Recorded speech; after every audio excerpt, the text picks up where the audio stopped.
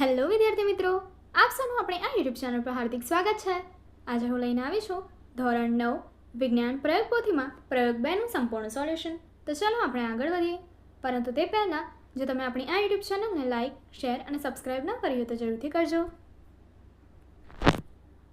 હેતુ: બરફનું ગલનબિંદુ નક્કી કરવું. સાધન: સ્ટેન્ડ, બીકર, કાચની ગળણી, થર્મોમીટર. પદાર્થ: બરફના ટુકડા. આકૃતિ તમને અહીં આપી દેવામાં આવી છે. હવે આપણે પ્રયોગ પદ્ધતિ જોઈએ.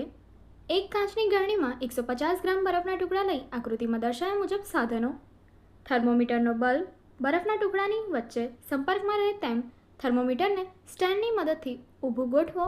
થોડી વાર પછી બરફ પીગળવા માંડે ત્યારે તેનું તાપમાન નોંધો.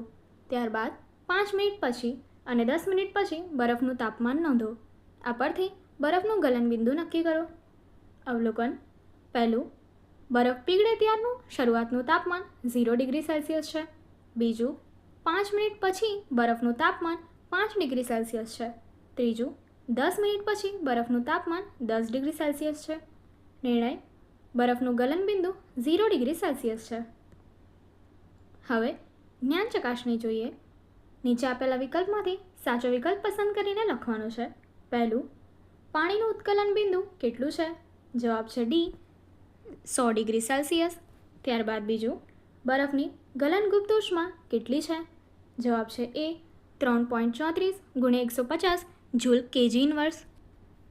ત્રીજું, વાયુના પ્રવાહીકરણ માટે યોગ્ય પરિસ્થિતિ જણાવો. જવાબ છે સી, નીચું તાપમાન અને ઊંચું દબાણ. ચોથું, ગલનની પ્રક્રિયા દરમિયાન ગલનબિંદુ સુધી પહોંચ્યા બાદ જ્યાં સુધી સંપૂર્ણ બરફ પીગળી ના જાય ત્યાં સુધી તાપમાનમાં શો ફેરફાર થાય છે? જવાબ છે બી, તાપમાન અચળ જ રહે છે. પાંચમું, દ્રવ્યની ઘન અવસ્થામાંથી પ્રવાહી અવસ્થામાં રૂપાંતર થવાની પ્રક્રિયાને શું કહે છે?